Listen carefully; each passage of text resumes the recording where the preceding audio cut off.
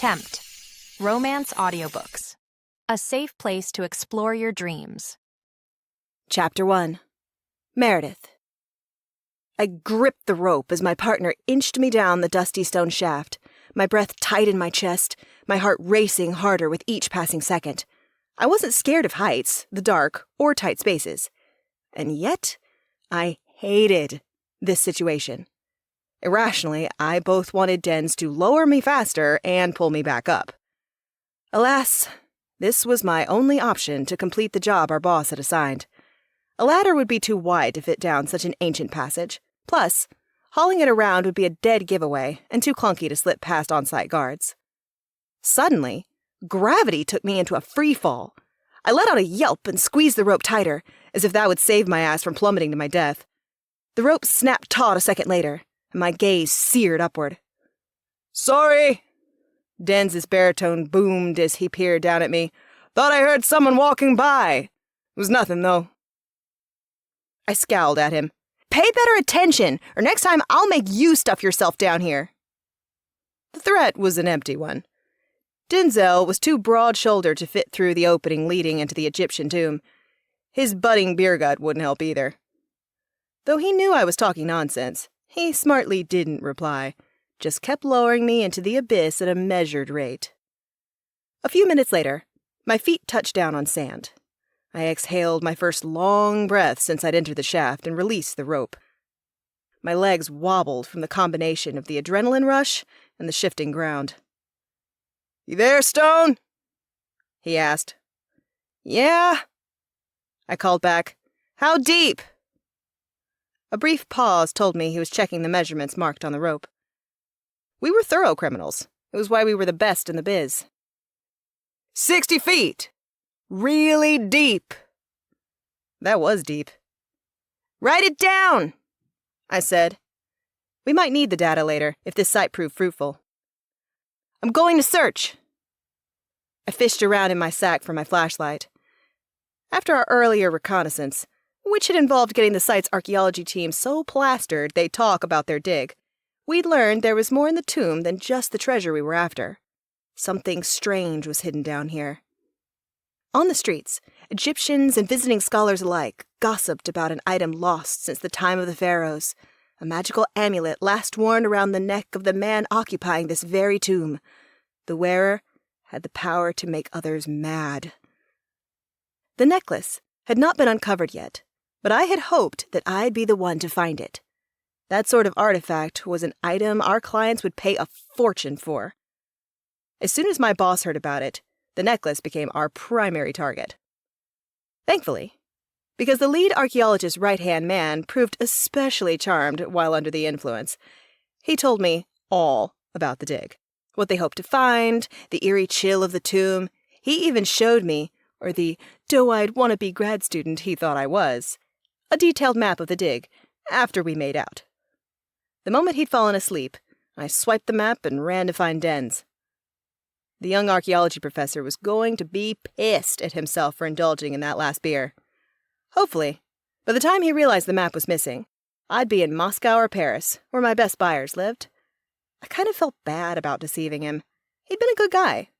But I didn't feel bad enough to pass up a gigantic payday. Of course, first I had to find the damn thing. I twisted my oversized tool belt so the bag portion lay against my rear end, turned on my flashlight, and dropped to my knees. My search revealed only one tunnel extended out of the shaft.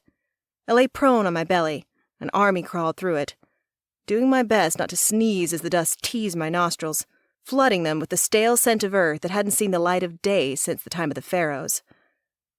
As I moved, I prayed there weren't any creepy crawlies down here. Eventually, I climbed out of the tunnel and stood up in a larger room. Goosebumps pebbled my skin. The air was still and thick and all wrong. It lacked energy, flow, life, reminding me that I was breaking into the home of the dead. Cozy thought, Stone. I shuddered and turned to scan the area. A door was set into each wall, but I knew which to take, though after I reached the end of the next hallway, I would have to rely less on first-hand accounts. The research team hadn't spent much time down this way. That way, okay. My intuition had not failed me yet. And after hearing most of the archaeology team had sensed an odd, chilling presence down here, I didn't think it would fail me now either. It couldn't. There was too much at stake, and my boss did not tolerate losing. I took the door on the right and prowled down a low-ceilinged hallway. Carefully, I reached up and brushed the stone above me with my fingers. Dry. Hopefully not also brittle and prone to collapse. I puffed up my cheeks and exhaled a long breath. This tunnel was tiny, but vast compared to the previous tunnel, and that hadn't fallen in. I had to have faith that this one wouldn't either. Okay, let's see. I closed my eyes and allowed my senses to take over. The best way I could describe my intuition was it felt like I was a ghost, walking ahead of my body. A trusted force guiding me, pulling me forward. I trailed my hand along the wall, collecting even more information. When it warmed some 20 feet ahead of me, I knew my intuition had worked like a charm. What have we here? I eased forward, careful of the uneven ground. I was not about to trip and knock out a tooth, or stumble across a nasty snake or scorpion. Those suckers could live anywhere. Still, I walked a tightrope of caution and speed. Night guards patrolled the dig area, so the longer we stayed here, the greater our chance of being caught. All they'd have to do was apprehend dens and wait for me to reemerge at the surface. I followed my instincts and continued until I reached the warmer portion of the blank wall. The moment I stopped in front of it, heat blasted from the stone, making my skin tingle. My intuition was telling me I'd discover a secret door somewhere along this stretch. "Where are you?" I whispered, flashing my light along the wall. I found something of interest high above my head. Hieroglyphics. I squinted, but I was unable to make them out because it was so dim, so I reached into my tool belt to pull out a headlamp. Once the band ringed my head, I turned it on and smirked. Thanks to the additional illumination, my vision improved tenfold. I could read hieroglyphics, kinda. My boss, an enigmatic masked man who called himself the Ringmaster, had suggested I learn a few different ancient writings because, well, my job took me to weird places. I'd been studying for years, and while I wasn't a scholar, I could get by in a tomb. It was amazing the sort of things people taught on the internet these days. I could probably find instructions to perform surgery. I stood on my tiptoes and squinted harder, as if it would enhance my hieroglyphic reading abilities. When I reached a specific grouping of images, I paused. "Is that for Isis?" I muttered, checking the arrangement against those I'd learned before concluding, yes, it had to be the depiction of Isis. If I was translating correctly, the tomb housed one of her possessions. A thrill ran through me. Somewhere in this tomb, an object or objects waited to be plundered. Something having to do with the queen of the underworld, a goddess of magic. Of course, it was a bit much to believe I'd find an item actually owned by a goddess, but whoever was buried down here had surely made such a claim to elevate his own status. Braggarts existed in every age of history. Taking a chance, I pressed my hand to the wall, searching for a crack. I'd barely moved an inch when a portion of the wall shifted. I pressed harder, and it swung inward to reveal that the whole slab was, in fact, a door. "Hells to the yes!" I whispered, gliding into the new tunnel, only to be stopped by a viper dropping from the ceiling.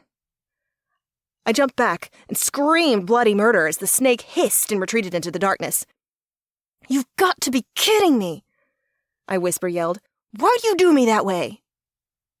It took a few seconds for my heart rate to slow, and when it did, I thought of something that made me cringe. My scream had been loud. Hopefully, Dens hadn't heard it. Or the guards. "I need to get in and out fast," I muttered, not wanting my partner to do anything stupid, like call our boss. Not that the ringmaster would come help. He had peons like us for that. Still, I didn't want him to know I'd screamed. I had a rep to protect. Stay around the corner, Snake. I have a knife. I patted the blade against my hip, and I'm not afraid to use it. Headlamp shining on the ground, I inched forward. Soon enough, I'd made it so deep into the hallway, the door I'd enter through was but a dream. All along the wall, more hieroglyphics leapt out at me, the paint on them more vibrant than those in the first corridor.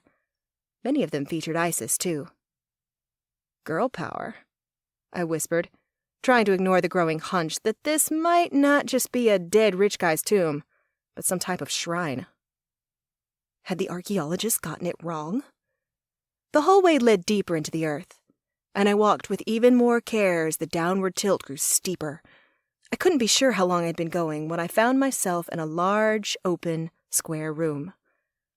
Both headlamp and flashlight blazing, I scanned the area. A door graced each wall, and as I was trying to decide which to go through, a distinct urge to turn around rushed over me. Yeah, not gonna happen. I needed to find what I'd been sent here for. If I couldn't do that, I had to surface with something else of great value. That was how this gig worked.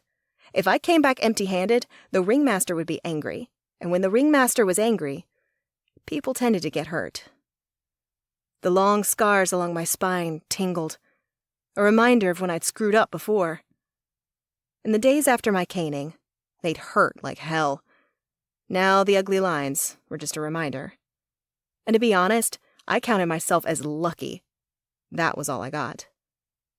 Some people who disappointed the ringmaster just disappeared off the face of the planet. Sure, if I was dead, I wouldn't be a lackey to a psychopath anymore, but I'd rather live under the ringmaster's thumb just a year or two longer and save up for my payouts to buy my freedom the right way. The only way that wouldn't result with him hunting me down.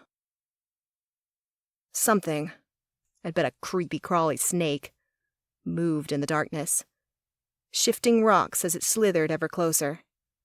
I scooted to my right, goosebumps erupting on my arms as the serpent loosed a long hiss. Pick a damn door, Mare. I double-checked that the snake was far away before I closed my eyes. All around, heat flared, but my intuition pulled me in one clear direction. Straight. So I crossed the room. Or I tried to. I made it only halfway before a tile clicked beneath my feet, and a side panel to my right groaned open.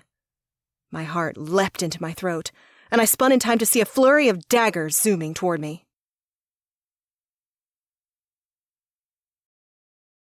You can listen to the rest of the book in the Tempt Romance audiobooks app, available on the App Store and Google Play.